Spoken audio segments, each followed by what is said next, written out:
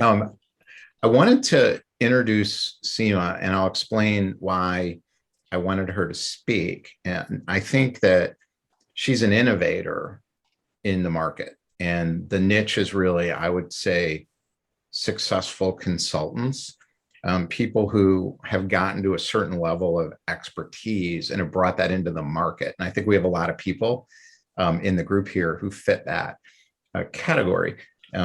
And she's building systems in her own community, is a community oriented approach to help people kind of get to that next level. And when you get to the next level, everything changes and it's an exponential acceleration. And I know there's some people in this group who are already there. You know, Paris one, Runa, you're pretty close to it. I know some other people on the call, JD for sure, and Chris, and I know some other people on the call are close to jumping towards it. So she can talk at different levels depending on where people on the call are at. But I think I would told her it's not a beginner group, basically. So Seema, I'll turn it over to you. You can just take it from here and sort of explain what you want to talk about, and share is do whatever you want. All right, awesome, Larry. Thank you so much for having me and this opportunity to your community. I was very excited to meet you and really learn all the amazing things that you're doing to bring together experts like these, help them build those connections and opportunities at the next level. However, I don't want to make sure. Okay, so you guys can see my screen? Mm-hmm. Okay, so I'm asking you to do me a favor. I can see you guys. I always start with a little bit of an intro. So if you close your eyes for me and just do that for me for 1 second. And what I want you to do is imagine a time when you wake up in the morning and you feel completely aligned to your brand and your business. It represents motivation, drive to want to tackle the next opportunity, next partnership, next client over and over again. Your product offering gets receiving reviews and you're providing the transformation and the impact that you were meant to provide. Your marketing and sales funnels are cohesive, working together and targeting your ideal client. You're delivering what you promised through your unique signature approach. In fact, you're exceeding expectations. Your expertise is finally being recognized in your industry and your reputation precedes it. Where your customer is basically selling for you. You're living in the moment that all entrepreneurs dream of. Do me a favor and open your eyes. This is a quote that I live by. Entrepreneurship is living a few years of your life like most people won't, so you can spend the rest of your life like most people can't. I don't know all of you personally on this call. I've done tons of talks. I've spent a lot of times working with entrepreneurs, specifically experts and service-based providers as a whole. And I know this stuff is not easy. What I am not is somebody who's going to tell you how to accelerate your brand in 2 seconds, in 30 days. There's definitely tips and strategies in here that you can take and use right away. I will tell you to build an actual expert brand. It takes time. It takes conviction. It takes alignment. But when you have certain pieces together, it is so worth it. I'm going to share more of that. So I have to always start with a fun meme as well, because I don't know. I mean, we're halfway through 2021. Thank God. Last year was a crazy year. But if you look at the woman on the left, a lot of people felt like that. I spent a lot of time working on pivot strategies with expert entrepreneurs and service-based providers. But if you look at that right meme, somebody's chair got taken under them, both of them, right? One of them fell to the floor. The second one is still sitting. He's grounded. And that's what the system and process I'm going to teach you today can actually do for you over time. So again, 2020, I know it is, but I think there was a silver lining. There was a silver lining. Here's the truth. For most people, it's so hard to, step back and work away from your business, right? They always say work on your business, not in your business. Easier said than done when you have a lot of things going on, when you're lean or you have a team depending on you, whatever the case may be. But COVID, a lot of ways, at least the people I've spoken to, and a huge sample at that, it had a way of forcing people to stop and pause. And with stopping and pausing comes assessing assessing what's working, what's not working, right? And that's a lot of the work that I do with people is let's step back for a second. So this presentation is for you if you're an expert professional services based company, entrepreneur, consultant, and you're at an inflection point. You're really what you do against your competitors. If you're in a commoditized market, you're ready to say no, because a lot of times saying yes comes with traction. But when there's too much yeses, you end up having too many focuses and you end up serving unideal clients, creating confusion in the market for your brand. And this is really for you if you're looking to create a strategy to help you attract consistently your ideal client.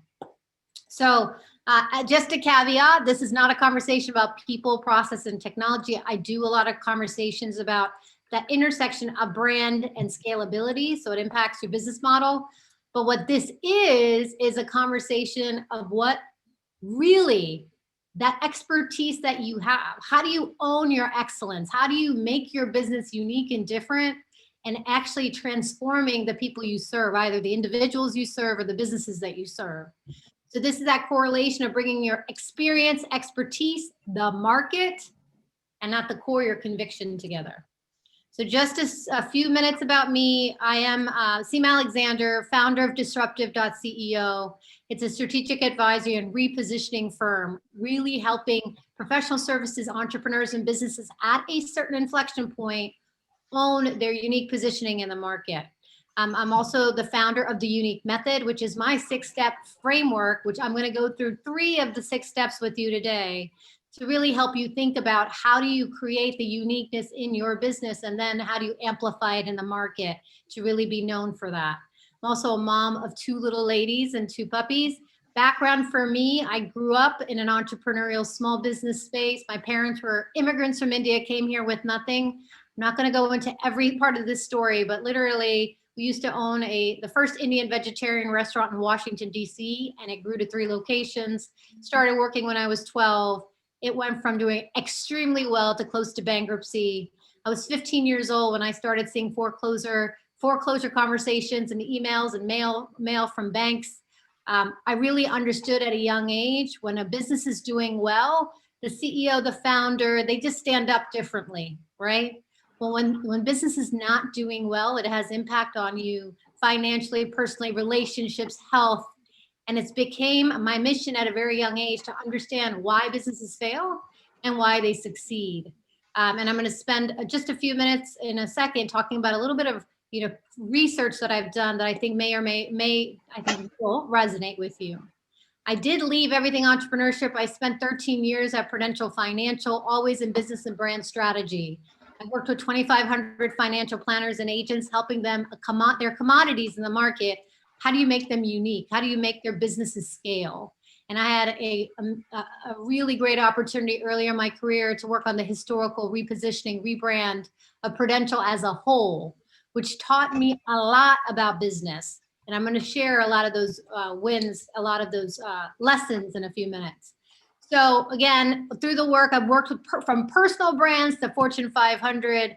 I really appreciate having the opportunity to work with different industry because I think it brings a lot to the table, especially having conversations like this, because I don't know what type of consultants you are or what level of expertise you have in those markets.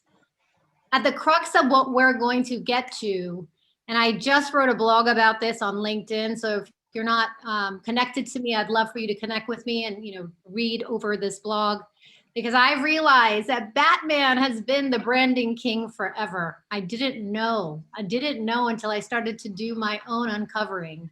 If you look at this bat signal, if you think about like what it stands for, he has trained his people, his ideal client, Gotham City Commissioner, Gotham City Police. Reach out to me when there's a safety hazard in Gotham City. I got you. They know that. They reach out to him. They know what he stands for. They know when to go to him. He knows his ideal client, and they know no matter what, when he is called, and AKA his team, Robin, that they'll get the job done.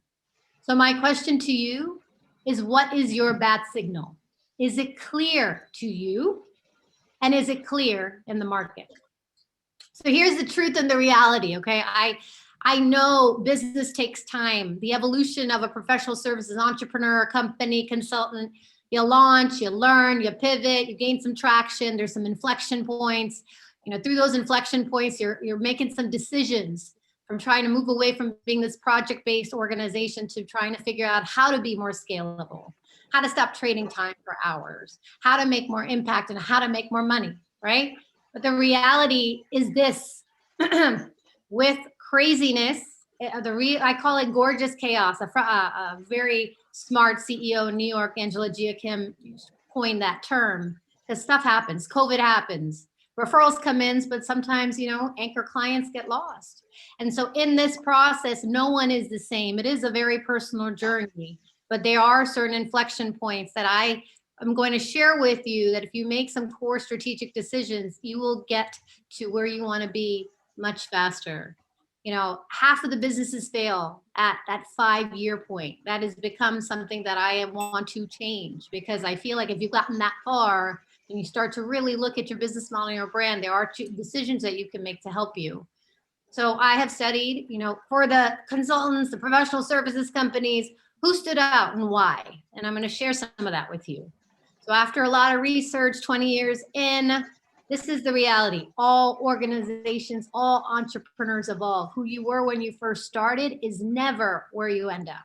It's just not.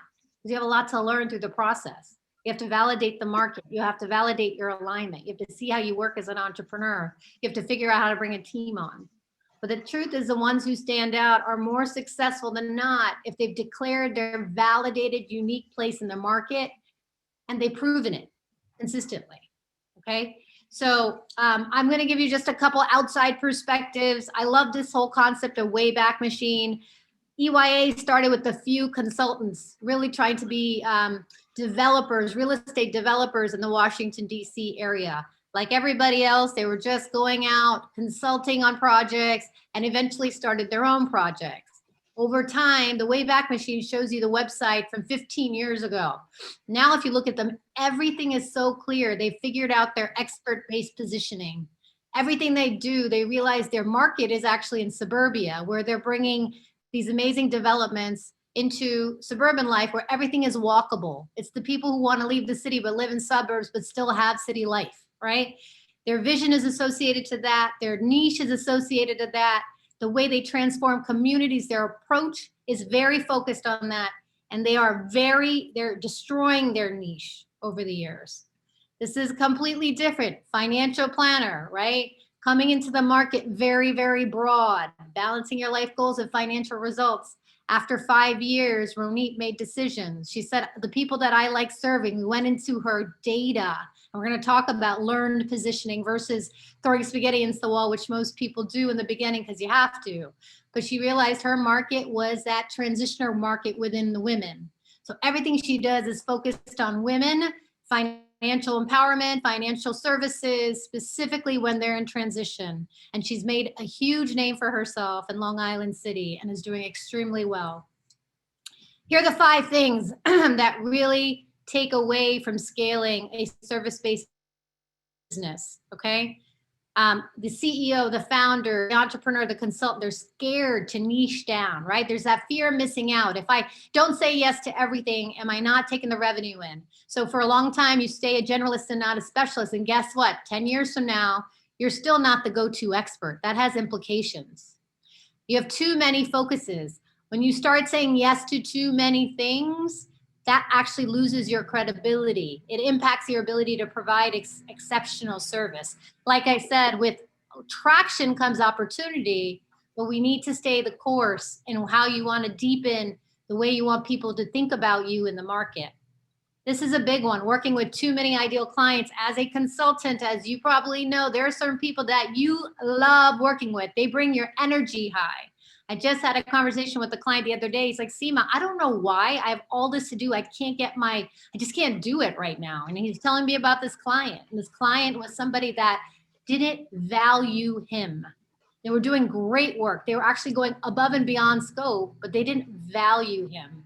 And that takes away so much from scalability, your energy, and leads to imposter syndrome. Sorry if you hear some lawn work in the back. I apologize.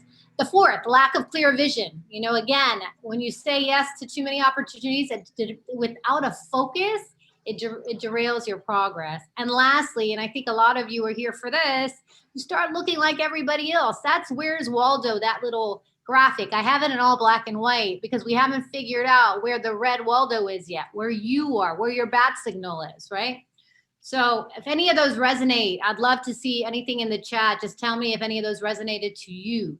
My frustration is I know so many smart entrepreneurs and they're not reaching their full potential. And it's because they haven't figured out how all of this starts to correlate. The truth is, when you have brand confusion in the market, it leads to bad referrals. I say this all the time. Referrals can kill your business. When the wrong referrals come in and you just decide to say yes, just because, guess what's happening? You're not creating process. You're not creating scalability. People are thinking about you different in the market. It's causing confusion. If there's a lack of focus, it leads to constant hustle. Without quality leads, there's scarcity mindset, right? So financial implications. You know, with unideal clients, you lack scalability, and without structure, it's inconsistent profits. At the end of the day, when your foundation is broken, it's not only hard to be known and seen in the market, it's hard to scale and be profitable in the market. So I've identified sort of this missing link. And in the service-based industry, it's interesting because we don't really have a tool to help us make these decisions on our business model. What does it look like? How do we stand out, right? So you, just in general, there's the business model canvas, if you're familiar. The lean startup, it's more for tech entrepreneurs, and you create your minimum viable product. The EOS system, which is all about scale. It's all about process, people, and technology. But there's nothing about the core inflection point in your business, making some real hardcore decisions. And that's what the unique method is. And I'm going to go through what this is and 3 out of the 6 steps to help you understand how do you move from a service-based provider to a sought-after expert. And for some of you, a sought-after Sherpa, somebody who's truly leading their ideal client through a transformational process. So I like trying to relate these things to things. So, you know, Italian, if anybody's Italian on this call and I pronounce any of these words wrong, please, let me know, right? The primo meal, this is like, it's time. It's time. In the beginning, you're learning, you're throwing spaghetti against the wall. It's time to give yourself permission to stop throwing spaghetti and start playing to your strengths. This is time for your segundo, your signature dishes, right? And if you think about it, this is when you start moving from a made to order chef. Think about a diner. Yes, I can do it all for you. Yep. To a sought after chef, somebody who is an expert in what they do and can truly lead their ideal client through the transformation they're seeking. So this is a unique method. Again, we don't have enough time to give it full justice, but I'm going to give you some 3 really important steps to really think about as you think about your business going forward. So at a very high level, step 1 is building or declaring your unicorn vision. Service-based providers are normally coming in, you know, some people have lost their job and they're like, I just want to become a consultant. Some people, it might have been very intentional. They see a gap in the market. Others, you know, there's different reasons somebody coaxed you in and like, come join me, whatever it may be, right? But having a unicorn vision, and I'm going to go into what that means in a second in terms of unicorn, and declaring that this business is bigger than you. We're all in service. It adds a whole other level to why you're unique in the marketplace. Your niche positioning, we're going to get into that in a few minutes, really identifying who your ideal client is, who your unideal client is, and how do you move from a generalist to a specialist in the market.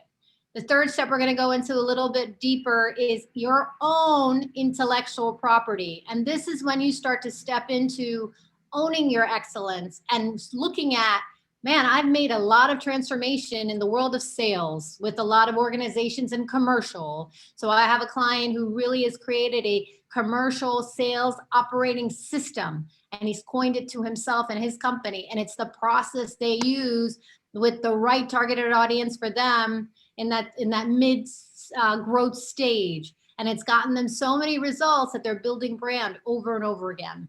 Now, these 3 steps identify your uniqueness. The other 3, which I'm not going to be able to go through in detail today is really, if you make those 3 decisions, then your brand messaging comes together, right? The way that you're going to put yourself out there in the market and your thought leadership comes together because you know what you're going after and who you're going after and what the transformation you provide. And then you really focus, instead of trying to get everybody to know who you are and what you do, you focus your efforts in your network to focus on people that have relational capital, people who have similar audiences than you, right? People who will look at you as a complementary service to what they do.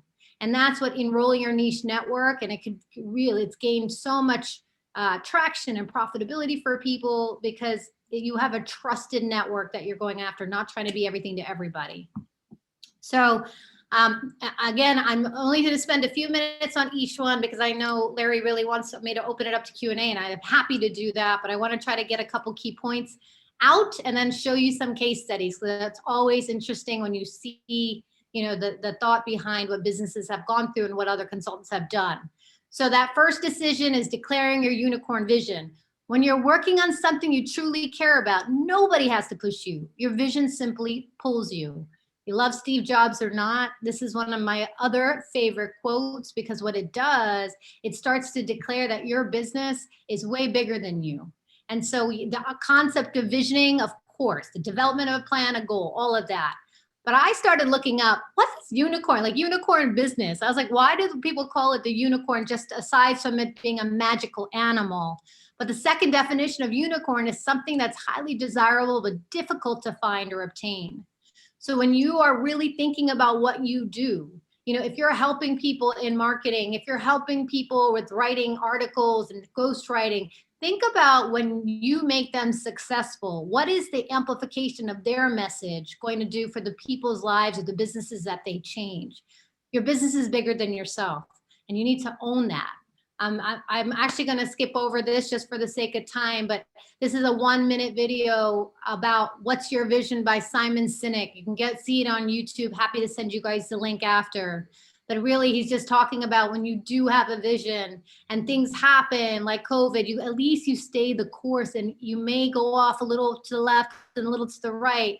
But with the companies with a vision are the ones that really hold through and are resilient through everything that you're trying to focus on.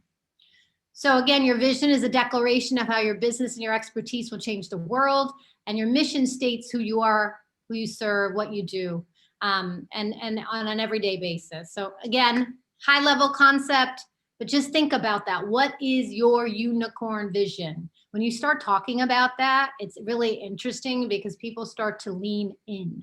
If you're a sales expert, for example, you know, just imagine the companies that you're helping, you know, they have the next technology that can, I have a company that I help that works on desalination of water, and they've created a product that literally you can put outside in any area and it will, the humidity creates water. Think about what that does for third world countries. I had an impact in that because I helped them curate their business model and their brand messaging. That's huge, right? Think about what you do. You're in service, but you're in service of what other people are doing to amplify their message. So second part is declare your niche positioning. I don't know if you guys know Ryan Dice. He's like the king of digital marketing, the actual company. Riches are in the niches is what he says. I always say riches and more impact are in the niches, okay? And so with that concept, I love this meme. I've used it twice in this presentation, but you know, the first years you're trying to validate who you are, what you're aligned to, you know, there's different sort of consultancies, and I didn't have enough information to know if you guys are freelancers, if you have your own personal brands, if you're building out signature programs, you know, there's different variations, right? But now, whatever it may be, I want you to stop marketing to everybody and start making decisions of why niching could really benefit you, right? And so when you market to everybody, the concept is you market to nobody. And I know this concept of niching, it's such a hard term when you say it, because it's like it gets people into a panic, like, oh my God, like, you know, how many times I feel like, you know, how can I niche? It'll limit my future growth. How broad or specific should it be? What if I change my mind? It feels like you're putting me in the box, right? So I'm going to ask you to reframe niching for a second for me. And just think how less stressful your business would be if you were actually attracting highly targeted groups of customers that you want to be working with. They're seeking you out for your expertise. Your company or your consultancy is solving their pain point and transforming, has the ability to transform their lives and business. And the most part of this is really important, is they're willing to pay the fee without contest because they see the value in your offer. So one of the frameworks I just wanted to show you around niche positioning, and I call it, because you've been in business now a few years, right? This doesn't work when you first start because you need data. You need to know, like, I call it learned niche positioning. There's 3 parts to it. First, you got to identify your unideal clients. Guys, I'm talking about the people that just take away your energy, your soul almost, right? That you're like, why am I doing this, right? But it's really important for you to start to identify so you can start to say no. The second part is identify your ideal client. I have a whole, frameworks. I run accelerators. So like to get to this point, it sounds so cliche. Who's your ideal client? What's your ideal avatar? What's your persona? Again, I'm all about data, all right? So now that you've been in business for a while, I'll give you a simple exercise, okay? There's a couple exercises to get there. A simple exercise I want you to think about is who is the clients that you loved the most? And who are the 5 that have paid you the most? What does that reconcile to? Okay, because that's just an initial insight on why, like, who is it that really is ideal? But on the other end, on that last piece, the other part of why these people are your ideal clients, you need to start to see trends. What is the consistent transformation you've been providing these individuals? Third thing is decide, right? If you bring 3 together, this is much more validated, much more aligned to where you are in business today. And you can start talking to an individual person and an individual ideal market versus trying to talk to everybody. And the last one I'm going to get a little deeper on today is developing or declaring your intellectual property. I know I saw some lines, some people's names, and I saw like I think it was not the sales whisperer. And I know somebody runs a marketing company to help other people stand out, right? So think about it in this way. When you think about your intellectual property, this is that moment. You probably already have it, some of you, right? Because Larry said that there are certain people that are at different levels, but this is such an important piece of owning your excellence. So the reality is people get overwhelmed by choice. They really want a solution, the outcome, what they seek, right? And there is an opportunity here to move from being a consultant, an expert in what you do and how you do it and serving in different ways to becoming an experienced and proven Sherpa, helping guide your ideal client to the end result. What they struggle with is where you start. What they want to get to is how you bring value to them because you have a process, a methodology, a framework that's proven and has consistent results because you've been doing this for years, guys. It's kind of like me and the unique method. Everything I do and everyone I speak to in the professional services space, I go deeper, of course. I have different master classes. I have accelerators. I have talks. I have, everything is based on the unique method and it's not boring. And I'm still able to serve the people I want to serve. It is ideal. And so just think about what your process and methodology could be. So I'm going to quickly, it's 10:35, I'm going to go through a couple case studies so you can start to see how those 3 decisions start to impact people's businesses. So on the left is Denise Harris. Denise Harris, 20 years executive, multiple industries, did really, really well in her career. For the last 5 years, has started an executive coaching firm.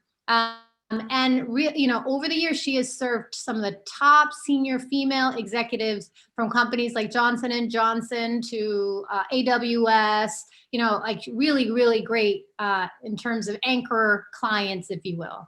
And last year, she realized, she has all this expertise and she really loves looking back at her data, working with the women who have done well, climbed up the ladder fast, but, they're almost like there's a burden and a pressure of being a senior executive as a female leader and really wanting to be that visionary that they were meant to be. So she's created this program called Elevated Leadership that takes them down a 15-week program that also allows them to be in a safe space, but it's something that she has branded. She is beginning to be known for. It's her thought leadership platform. It makes her stand out in the world of executive coaches where they're hundreds of thousands, right? So that's moving from a commodity to a niche transformation. This is a little different, okay? Because everyone might be different. I want to show you again, no, and there's not one way. Your path, your journey is different. So this is Candice Cologne. She and I were in a mastermind several years ago. She started initially, she's an expert industry consultant in clean beauty, okay? Clean beauty meaning looking at the toxins in all the products that we put in our face and all that stuff. She had come up with an app originally called Clean Beauty app, that if you take a image or a scan the back of any product, you'll look at all the various toxins from the L'Oreal products that you use to the Estee Lauder, you name it, right? And through that process, we did some work and she started capturing data, but she ended up creating Beautylytics, which is she had all this data about what people are using, who's using it, the demographics.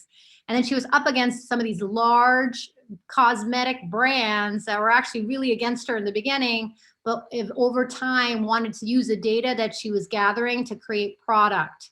And so she created a company called Beautylytics and is a major consultant in the clean beauty space and has gotten a lot of notoriety and PR and is really building really well. Here's another one, a generalist to a specialist. Melina Melkani, 15-year nutritionist who worked in, from obesity to different areas. She ended up creating her own practice and it was very focused on the concept of picky eating. She has 3 kids at young ages. And over time, she actually sub-niched. She got to a place where she got focused on baby-led weaning, okay? She's had major PR, has created programming around it. Her Instagram is at 92,000 at this point, and everything is focused on this concept. She has major sponsorships as consultants for companies now that are focused in this marketplace because she's that known Sherpa, that known expert.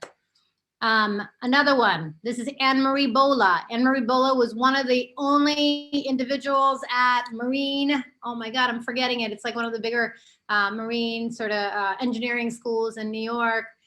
She's big into facilities management. She ended up starting her company focused on facilities management training. And over the years, she realized that, I went back and looked at all my major clients from hospitals to major ships like you see in front of you. And, what she realized is she creates, what's different and unique about her is she also has a background in technology and virtual reality. So she creates all these interesting, really comprehensive videos of all the facilities maintenance things within their facilities maintenance shops. And it's all this training where the older generation of facilities folks cannot relay that information to the new generation.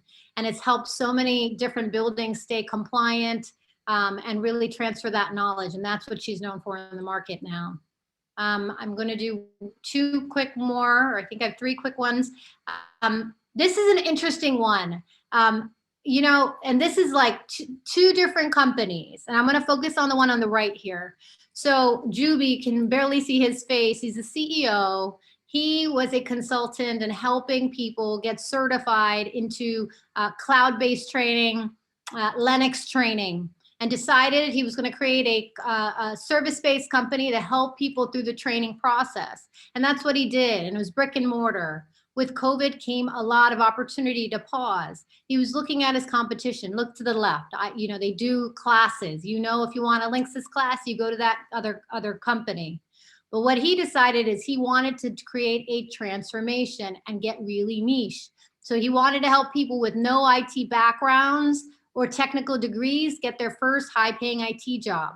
How do they do it? They go through his program. They get certified. He coaches them. He created relationships with AWS and other companies that would take them as entry-level hires, but they're getting 6-figure jobs. He has testimony after testimony. His consulting skills helped him create an approach and a process that is not only helping so many people, but his reputation and his funnel is flooded.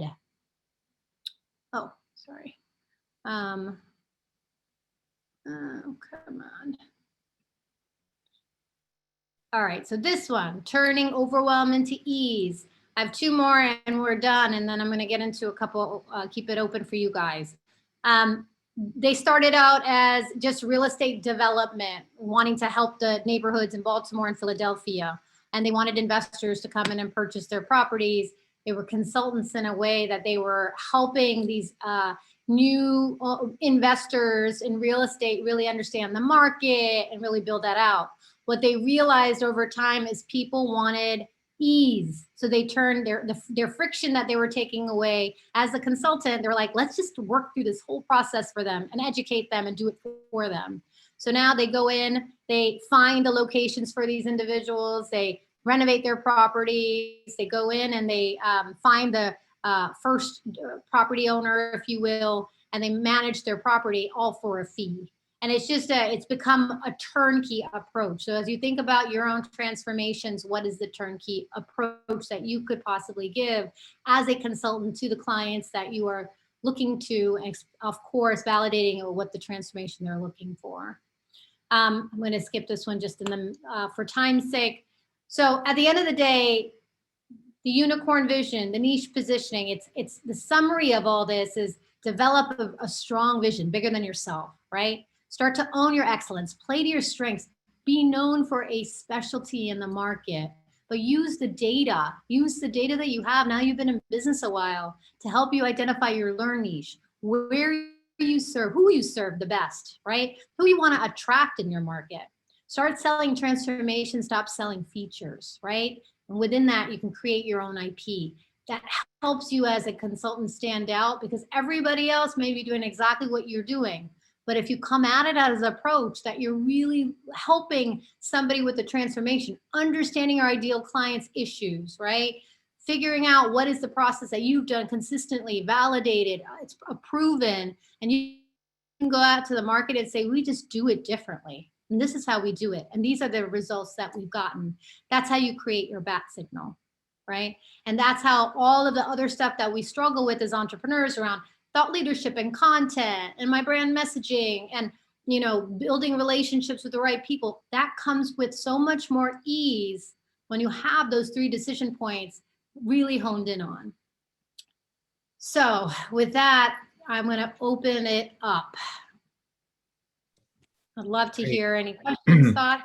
Thank you. I know you have so much to say, so it's challenging, and I really appreciate the way you organized it. I think it was extremely helpful, you know, at least to me. So there's just so much value in what you're saying. There's a few questions already in here. Jeremy was talking about, you know, how do you create intellectual property from a service? So I think that was what your third, I think, level as you were going up from the left. Jeremy, you want to can you stop the screen share? And then we'll do some highlights here. This is fine. So Jeremy, you want to explain kind of what you mean? Are you still on? Is he still on? I don't see. Yeah, he's on. But he's on mute. We'll give him a second. Yeah, sorry about that. I was on mute. That's okay. Yeah, I mean, I'm a business that offers a pretty high service level, very personalized. I mean, I wasn't aware that you can put an IP, or maybe that you're just using IP as a word to, you know, make a, I guess, a unique selling proposition, I guess. Yeah. So yes, it's your approach and your framework. So let me tell me, who is your client? And Yeah, so I work mainly from the industry you spent 13 years in. with, Jeremy? What's that? Are you there? Hello? Sorry. Yeah, I work mainly with financial advisors and investment wholesalers, or what I mainly work with. And what is their struggle? Getting what in are front they of looking people. for from you? Yeah, I help them get in front of and more people. Yeah. And so you and I chatted a little bit. You've been in this about a year, and prior to that, you were doing it on, like, working and doing it on the side, right? So do Correct, you feel yes. like you have enough information of, like, what have you done over the years? What's the process that you've used to help more people, or help the people you serve really, like, get that outcome, right? So it's kind of like, walking them through the approach that you use that is different than anybody else, that is really going to get them to the outcome. Because part of it is when you're a consultant, you can focus heavily on personalization. But for me, when I think about the next phase, it's like, how do you scale what you do? How do you productize your service? So you have the ability to, recreate your approach, your processes, especially if you're bringing people on to help support it. So everything is it's personal in a sense to them, but you have a scalable approach that what your system is going to look like to get them to the next level that is different than someone else in your market. Does that make sense? Yes, thank you. Stacy, you had a bunch of comments here, so obviously you're really leaning into this, and there's some things you're working on are related to it now. Do you want to explain? Sure. Yeah, I'm just so I started out a year ago, my journey of being an entrepreneur as a VA. I'm like, oh, okay, I can take all my administrative dental skills and put them online and, learn this VA thing and be everything to everyone. Well, I learned super fast that everything to everyone is extremely exhausting, and burnout happens fast if you're not careful. And B, it gets boring because there's so much in your head.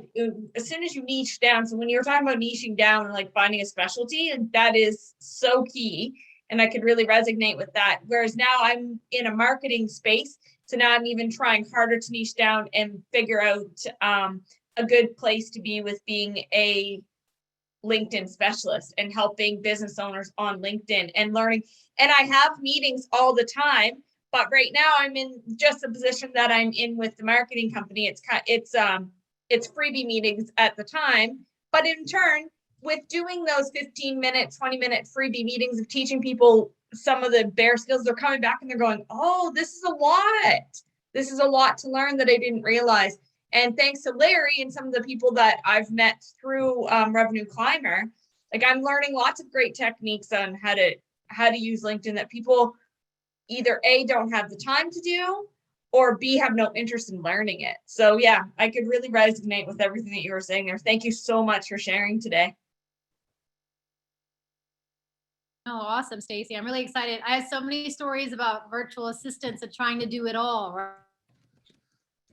What I love what you're saying is when you're the client on the other end and your VA is trying to do it all, but you start to see like they don't know how to do it all, your reputation also slips. So the fact that you've kind of honed in on where you want to get specialty in, it will change the way you do business and the way that you show up and the way that you market, right? So thank you for sharing. Any other questions, Larry? Not in the chat. Matt had mentioned all of this resonates. Do you want to weigh in on that? Do you have any questions or just comments? Yeah, just when you talk about the niching down, I know I have to niche down because when I talk about mental health or the emotional behavioral health area that I've been in for a while, I mean, it's just massive, right? It's massive. All the different issues and solutions and companies and nonprofit organizations out there. Yeah, can be overwhelming. So what do you do, Matt? Who is your focus and what do you provide as a service? Yeah, actually, I was just writing all this stuff down. So the reality is, what was your first question? What was my? What do you do in terms of in the mental health space, and who do you serve? Okay, service well, that you offer. Yeah, well, I'm an advocate, mental health. I went through depression and anxiety, and I overcame it through spiritual means, which is unique. So, I guess that's a uniqueness, but I don't know what's the product or service behind that? It is, Matt. Okay. Yeah, that's where I get lost. So I guess the question is, are you trying to work with other people that are in the space who have that anxiety, who are at that where you were, and helping them sort of through a process get out of what, because of your personal experience or your approach? Right. Right. Yeah. So your personal story is so important in what you're doing. Do you use that? I'm starting to use it more. Yes. Okay. I'm starting to get clarity on it. Yep. Yeah, and what you're struggling with, we all have struggled with. So just I'm going to give you a little grace here because it's not an easy thing to put yourself out there like that, right? And it's not an easy thing to say, okay, well, if it worked for me, will it work for others? So it's almost like you're at a place where reconciling some of that. I'm glad you heard this conversation today. I love personal brands. I think there's so much goodness you can do for a lot of people in the world. Mhm. But take the courage to tell your story, right? And then it's also like, what is the outcome that you're going to provide to these individuals, right? And some of them, I don't know where you are in business, but some of that could just be, getting people and going through a process together and starting to see the results that you're receiving. Because the more results you get, the more confident you are that your IP, your approach, your framework works, right? Mhm. So that's what Right. I would tell you. Mhm. Chris, you mentioned you had some questions. Yeah, absolutely. Thank you, Larry. So Seema, thanks for the time, and Larry, obviously, for bringing her to us today. So Seema, we actually came to, my partner and I both came to the conclusion that what we do is a vocation because of a session like yours right here on this show. But I will say that what you've been saying is something we've struggled with in terms of niching down to a specific target market. So our tagline is we guide our clients to build a sustainable, scalable business. So we're a lot like EOS. We feel we go beyond EOS. But a couple interesting comments. We chose the word guide because we struggled with coach, consultant, facilitator, advisor, and guide seems to be the best word. We haven't come up with a better word to use. I like to use Sherpa. But our challenge is the range that of ideal clients we can fit from, $2 million.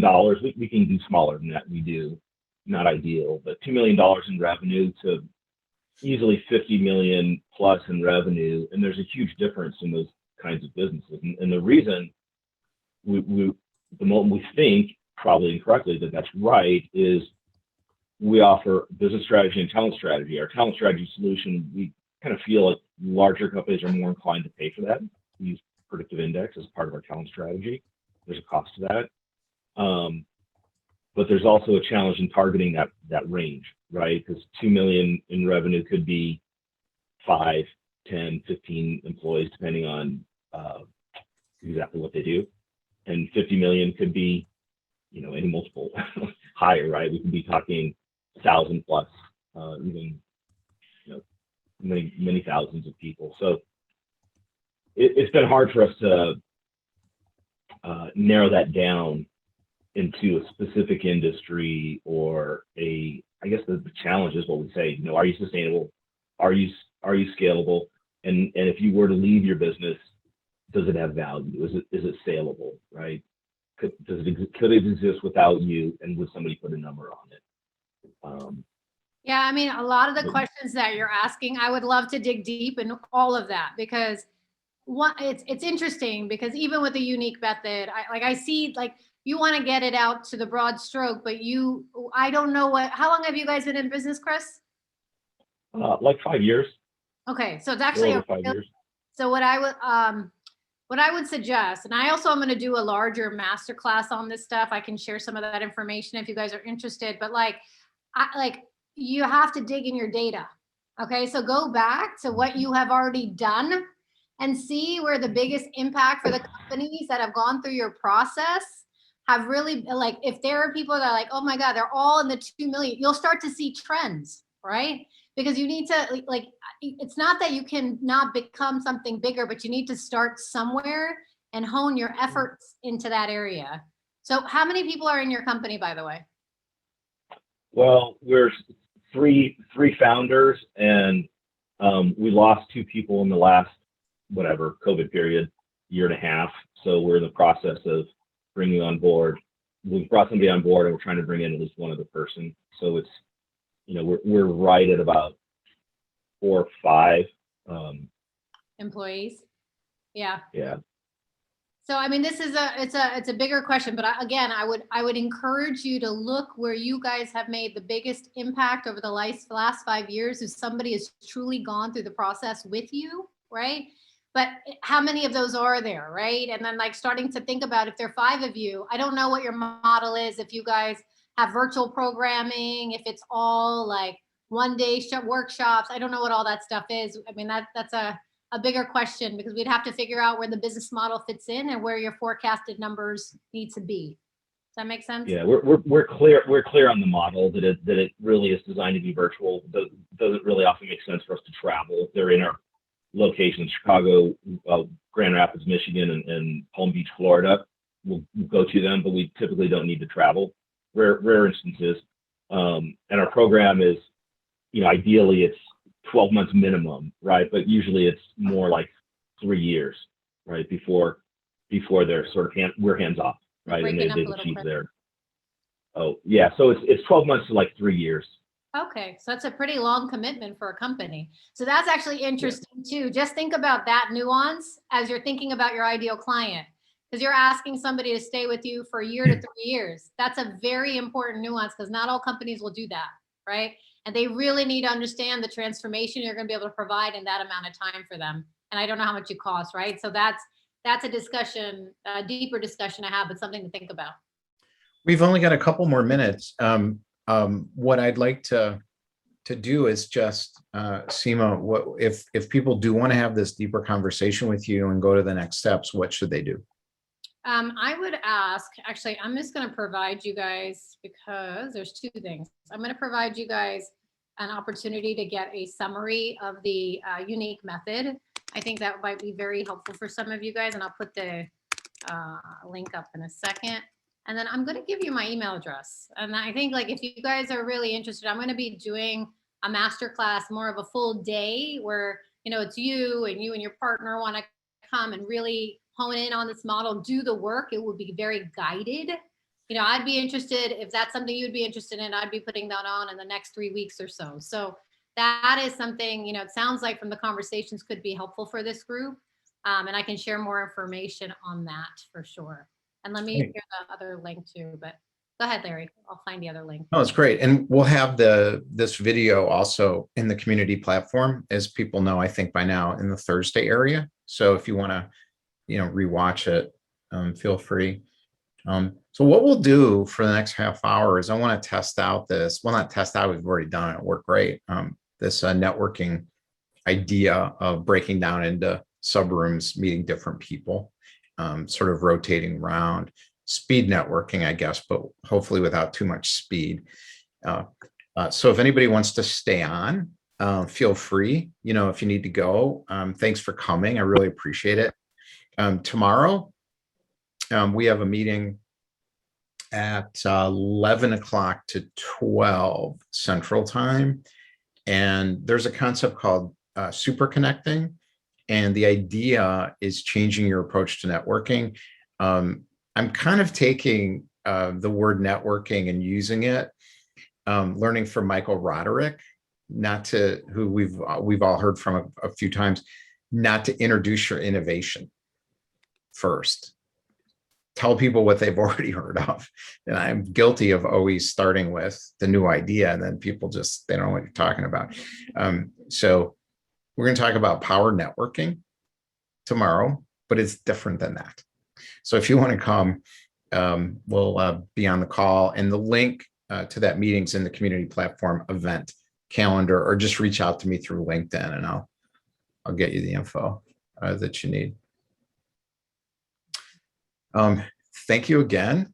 I really appreciate you coming. And one of the takeaways to me that I thought was so important is if you go back to the Trout-Reese concept and positioning that goes way back. I'm sure you've read that book many times, probably. I've read it a bunch of times too. Anybody on this call who's serious, read the damn book. It's the best in the world ever on positioning and branding.